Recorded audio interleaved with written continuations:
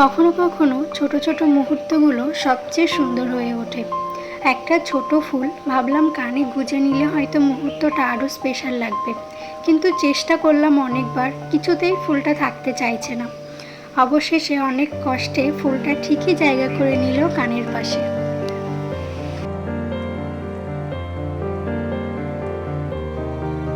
ঘড়িতে তখন বাজে 12টা। ব্রেকফাস্ট করে একটু ফ্রেশ হয়ে আমরা আর অপেক্ষা করিনি, কারণ এই দিনটি নষ্ট করার মতো ছিল না। পৌঁছানোর দিনেই বেরিয়ে পড়লাম ঝাড়গ্রামকে আরও ভালোভাবে এক্সপ্লোর করার জন্য। লাল মাটির পথ, চারপাশে সবুজের ছোঁয়া, এইভাবেই শুরু হলো আমাদের ঝাড়গ্রামের এক নতুন গল্পের প্রথম অধ্যায়।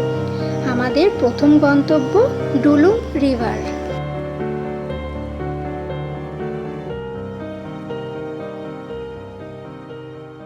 গাড়িতে আমরা এই কজন, আর একটা গাড়িতে বাকিরা।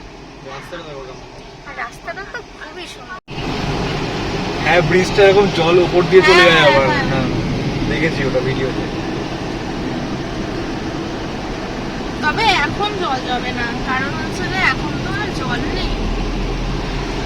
ওখানটা ভালো লাগে কি একটা কি বলতো, আগের বারে বেটার ভালো ছিল। হ্যাঁ, পচা বললো আরেকটুখানি ওদিকে গেলে সুবর্ণরেখাও পাওয়া যাবে।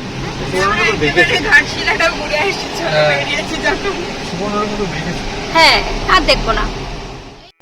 ঝাড়গ্রামের এই লাল মাটির পথে প্রতিটা মোড়ে যেন নতুন এক দৃশ্য অপেক্ষা করে। গাড়ি এগোচ্ছে আর দুপাশে সবুজ গাছেরা যেন চুপচাপ আমাদেরকে স্বাগত জানাচ্ছে। ঝাড়গ্রামের রাস্তা শুধুমাত্র গন্তব্য নয়, এটা একটা অনুভূতি।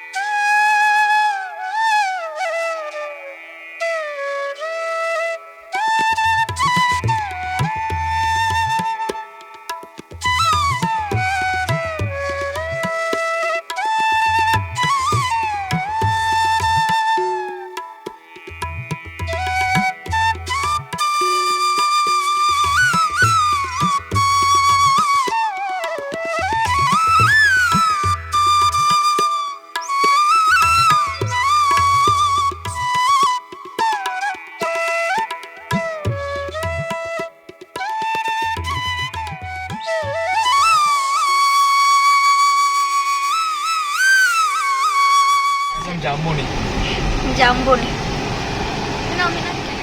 দুর্গা টেম্পল বাদিকে।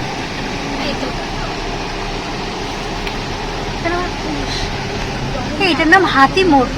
এই রাস্তা দিয়ে সোজা বেলপাহাড়ি, এই যে 41 কিলোমিটার যাবে না। আজকে না, কালকে যাবো। ধরো আমরা এরকম যাচ্ছি আর সামনে দিয়ে একটা হাতি রাস্তা ক্রস করছে, যেতেই পারে, হতেই পারে। কি সুন্দর হবে ব্যাপারটা। কিন্তু এটা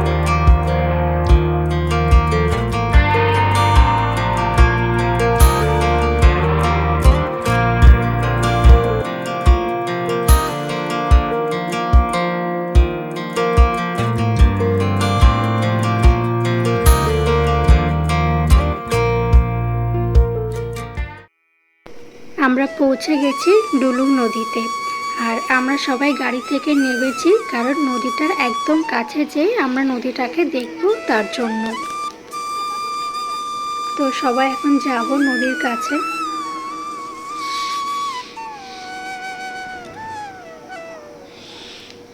শুনেছি বর্ষাকালে নদীর জল এতটাই বেড়ে যায় যে এই রাস্তাটা জলের নিচে থাকে।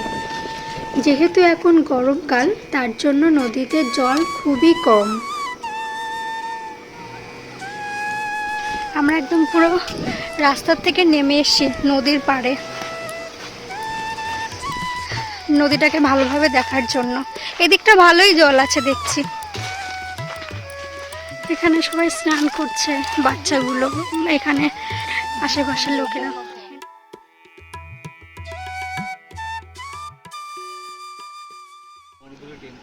ডুলুং নদীকে পিছনে ফেলে আমরা আবারও এগিয়ে চললাম নতুন এক গন্তব্যের দিকে। এইবার আমাদের গন্তব্য কনকদুর্গা মন্দির, প্রকৃতির মাঝে লুকিয়ে থাকা এক পবিত্র জায়গা।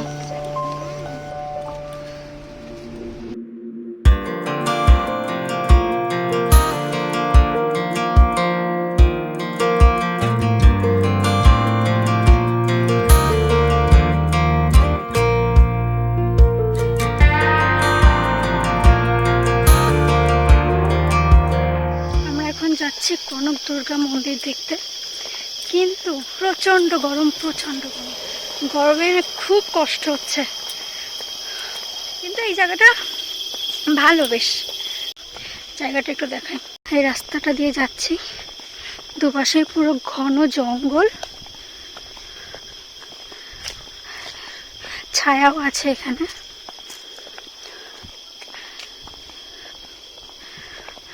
এই রাস্তাটা বেশ ভালো। ওই সবাই যাচ্ছে সামনে। এটা হচ্ছে কনক দুর্গা মন্দির, যদিও এখন মন্দির বন্ধ হয়ে গেছে। সবাই খুবই ক্লান্ত গরমে, তো বসেই পড়েছে।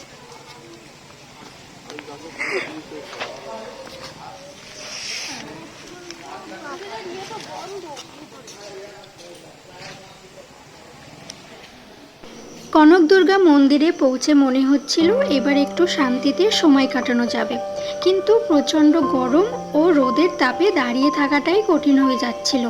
মনের মধ্যে একটু আফসোস ছিল, আরও কিছুটা সময় ওখানে কাটাতে পারলে ভালো লাগতো। তবুও দূর থেকে প্রণাম জানিয়ে ওখান থেকে আমরা ব্যাক করলাম। এইভাবেই কনক দুর্গা মন্দিরের সাথে আমাদের দেখা অল্প সময়ের, কিন্তু মনে রাখার মতো। আরও একটা বিষয় যেটা আমাদের চোখে পড়ল, মন্দিরের চারপাশে অনেক বাঁদর নিজেদের মতো করে ঘুরে বেড়াচ্ছে। আর সবচেয়ে সুন্দর দৃশ্যটা, তাদের ছোট ছোট বাচ্চাদের সাথে বসে তারা খেলা করছে। সারা দিনের ঘোরাঘুরির পর আমরা ফিরলাম হোটেলে। মনে ছিল এবার একটু আরাম, একটু বিশ্রাম, কিন্তু দরজাটা খুলতেই সব কিছু যেন একটু অন্যরকম লাগলো।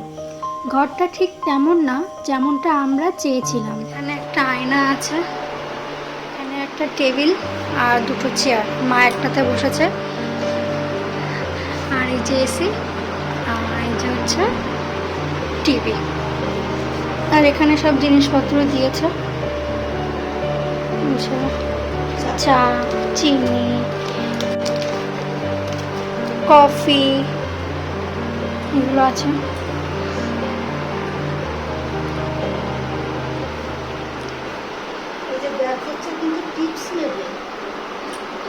আমরা তো 3টে রুম নিয়েছি, তো এর পাশে আর একটা রুম আছে, তো সেখানে এসিটাই ভাঙা, এই প্যানেলগুলোই ভাঙা, মানে ঘরই ঠান্ডা হচ্ছে না। খুব বাজে অভিজ্ঞতা।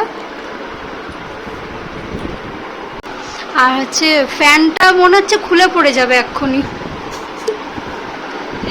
এই যে পুরো রুমটা, দরজাটা খুলতেই একটা অদ্ভুত গন্ধ, চারপাশে একটা অগোছালো ভাব, যেন অনেক দিন ধরেই ঠিকভাবে পরিষ্কার হয়নি। আর পরিষেবাটাও যেমনটা আশা করেছিলাম তেমনটা না। এসি চলছে ঠিকই, কিন্তু ঠান্ডা হওয়ার বদলে শুধু শব্দটাই শোনা যাচ্ছে। পার্সোনাল এক্সপিরিয়েন্স থেকে বলছি, আরণ্যক হোটেল অ্যান্ড রেস্টুরেন্ট পরিষেবা খুবই বাজে, আর তাদের রুমগুলো খুবই অপরিষ্কার। আমরা এই হোটেলটা বুক করেছিলাম শুধুমাত্র সুইমিং পুলের জন্য, কিন্তু যেয়ে দেখি সুইমিং পুলের জলটা খুবই নোংরা। ওই নোংরা জল দেখে আমরা আর সুইমিং পুলে নামিনি। ওখানে আসা আর একজন ট্যুরিস্ট, সে বলল যে সুইমিং পুলের জলটা চেঞ্জ করে দেওয়ার জন্য, কারণ তার বাচ্চারা সুইমিং পুলে খেলা করছে, কিন্তু তার বলাতেও সেই জলটাকে তারা চেঞ্জ করেনি।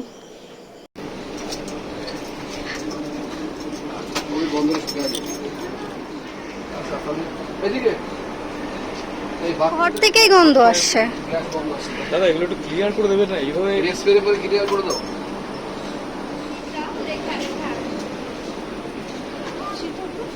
এর থেকে আমার যা মনে হয় কয়েকটা কি ব্যাগ রয়েছে? বলেছিল না যে নোংরা আছে, ওই হোটেল থেকে বলেছিল নোংরা আছে। নোংরা বলতে যে এরকম ভাঙাচোরা সেটা এই বলতে রুমটা পারি। চেঞ্জ করে এখন একটা ভালো রুম দিয়েছে। ভালো না, একটু বেটার। এবার নোংরা বলতে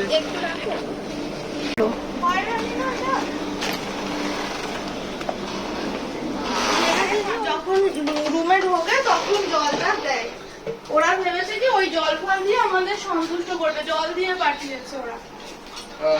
আমরা দুজন খেয়ে নিই, আমরা তো জানি না। দেয় না বাবু, দেয় না। দেখো লকটাই ঠিকঠাক লাগছে না, কি অবস্থা।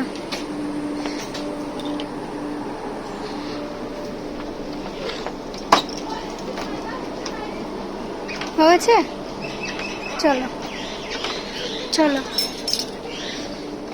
আমরা এখন যাচ্ছি লাঞ্চে।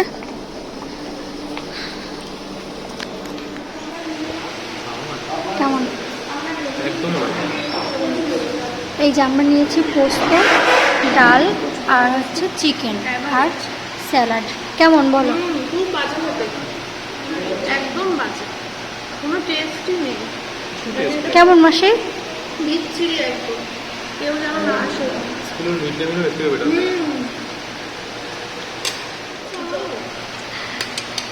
কি অবস্থা।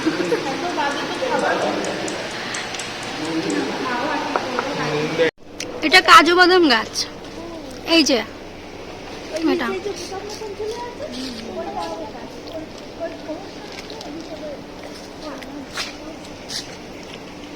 এটা ফল আছে এখানে। এই যে এখানে আসো, ওই যে কাকা দেখতে পাচ্ছ? হ্যাঁ হ্যাঁ ঠিকই বলেছে, হ্যাঁ। এটা কাল লাল হয়ে যায় একদম। আমরা দেখলাম সৌরভ